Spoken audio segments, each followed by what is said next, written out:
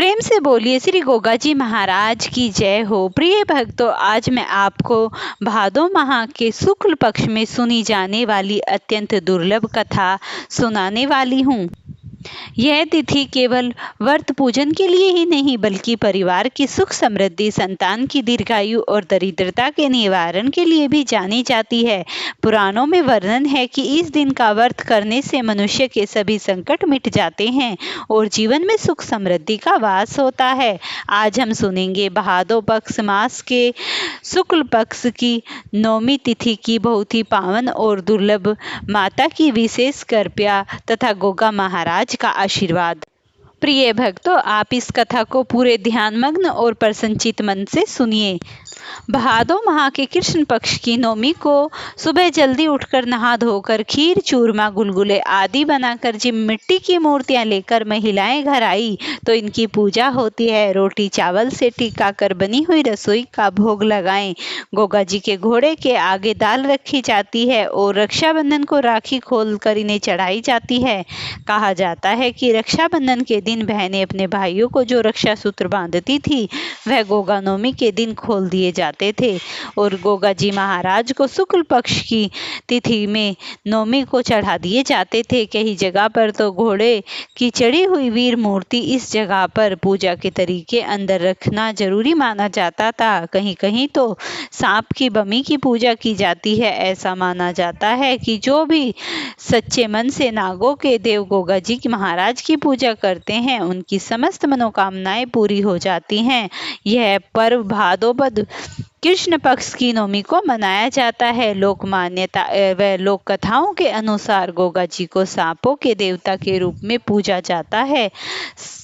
उन्हें लोग गोगा जी, गुगलावीर, जहारवीर, राजा, मांडिल्य अन्य नामों से पुकारते हैं। यह गुरु गोरखनाथ के प्रमुख शिष्यों में से एक थे। राजस्थान के 6 सिद्धों में गोगा जी का समय भी दृष्टि से प्रथम माना गया। गोगा देवता की पूजा करने से सांपों की रक्षा होती थी।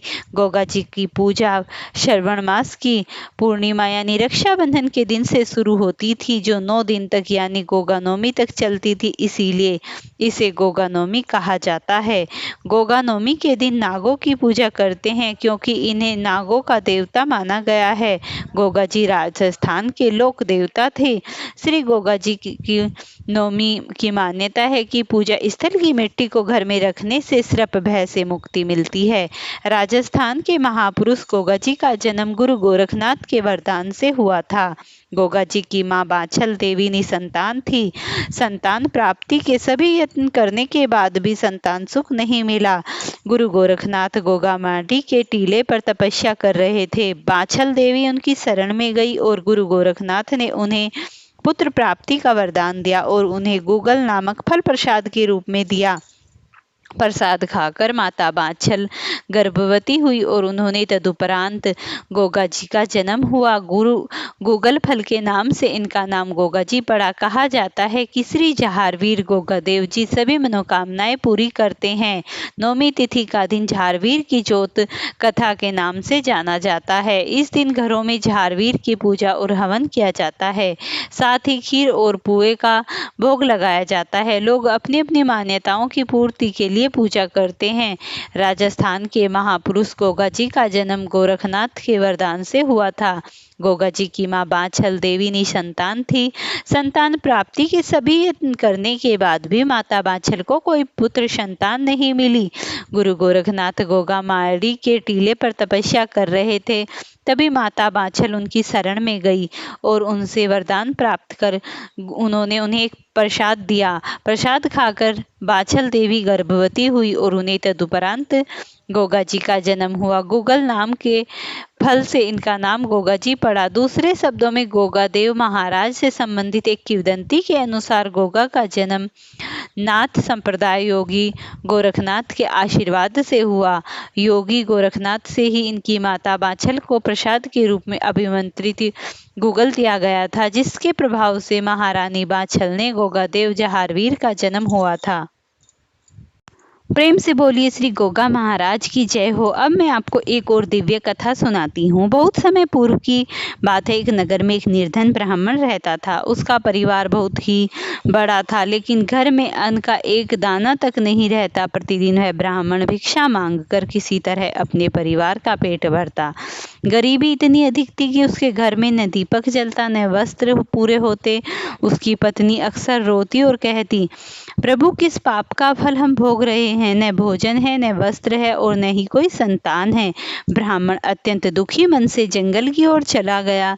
वहां उसे एक तेजस्वी वृद्ध साधु मिले। साधु ने ब्राह्मण को देखा और कहा, वत्स, तुम्हारे चेहरे पर दरिद्रता की छाप दिखाई दे रही है। तुम किस कारण से दुखी हो?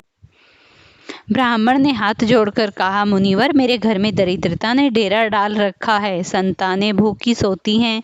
घर में सुख समृद्धि नहीं है। कृपया कर इसका उपाय बताइए। साधु मुस्कुराए और बोले, वत्स, यदि तुम अपने परिवार से दरिद्रता हटाना चाहते हो तो भादो मास के शुक्ल पक्ष की नवमी का व्रत करो। इस दिन माता लक्ष्मी की आराधना करो, कथा सुनो और दान पुण्य करो। ऐसा करने से तुम्हारे घर में अन्न, धन और लक्ष्मी का वास होगा। साधु ब्राह्मण ने बताए अनुसार किया। जब ब्राह्मण ने नवमी का व्रत रखा, उसी दिन अचानक उसके घर एक साधु भोजन मांगने आ गए। घर में भोजन के लिए कुछ भी नहीं था। उनकी पत्नी ने कहा, आज हम व्रत हैं, अन्न तो नहीं है, पर श्रद्धा से जल दे देते हैं। ब्राह्मण ने साधु को आदर पूर्वक हाथ जोड़कर थोड़े से फल अर्पित किए। साधु अत्यंत प्रसन्न हुआ और उसने उसे आशीर्वाद दिया। आशीर्वाद को प्राप्त कर वह ब्राह्मण अत्यंत ही प्रसन्नचित्त हुआ। फिर उसने साधु वेश्य को कहा कि हे प्रभु, हमें ये व्रत किस प्रकार करना है। तब साधु वेश्य ने बताया, प्रातःकाल स्नान कर शुद्ध वस्त्र धारण करो। व्रत का संकल्प लेकर माता लक्ष्मी, गोगा जी का जिसका भी है, आप ध्यान करो। चावल, रोली, हल्दी, पुष्प और दीपक अर्पित करो। कथा सुनो और बाद में कथा पढ़ो। व्रत उपरांत ब्राह्मण व कन्याओं को भोजन करो और दान कराओ। सायंकाल घर में आरती कर प्रसाद ग्रहण करो। जो मनुष्य श्रद्धा पूर्वक इस व्रत को करता है, उसके घर में दुख दरिद्रता नहीं आती। परिवार में सुख, शांति और दीर्घायु होती है। घर आंगन में लक्ष्मी का स्थायी वास होता है। यह व्रत जीवन में धन, यश और कीर्ति प्रदान करता है। इस तरीके से सारी बातें बताकर साधु वेश्या वहाँ से आलोप हो गए। फिर जैसे ही अगला दिन था, उसने सोचा कि आज क्यों ना मैं जहारवीर का व्रत ही रख लूं। उसने शुक्ल पक्ष की नवमी तिथि आई और उसने इस व्रत को पूरे विधि विधान के साथ धारण किया। जैसे ही उसने व्रत रखा, व्रत के प्रभाव से उसके घर में एकदम खुशियों का माहौल छा गया।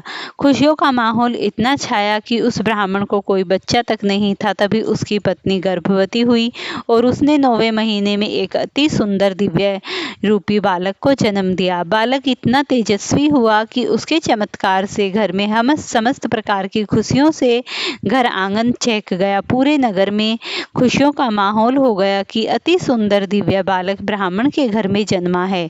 तभी से पूरे गांव में उस ब्राह्मण ने ढिंडोरा पिटवा दिया कि हर कोई मनुष्य भादो माह के शुक्ल पक्ष की जो नवमी तिथि आएगी, उसको श्रद्धा पूर्वक ये व्रत किया जाए तो मनुष्य के जीवन में किसी भी प्रकार की समस्याएं क्यों ना हो, सभी प्रकार की बाधाएं दूर हो जाएंगी और गोगा जी महाराज की कृपा मनुष्य के जीवन में इतनी स्थायी होगी कि उसे अपने जीवन में हम समस्त प्रकार के फल तो प्राप्त होंगे ही, लेकिन वह कहीं पर भी उसकी हार नहीं होगी। उसका यश बढ़ेगा, कीर्ति बढ़ेगी और वह जहाँ भी जाएगा वह हमेशा प्रसन्नचित्त होकर श्री गोगा महाराज की सेवा में अपना जीवन यापन करने के बाद अंत में गोगा जी धाम को पधारेगा और गोगा जी की शरण से वह भगवान से उसकी मुक्ति करेंगे। प्रेम से बोलिए श्री गोगा जी महाराज की जय हो। वीडियो पसंद आई हो तो लाइक, शेयर और चैनल पर नए हैं तो सब्सक्राइब करें।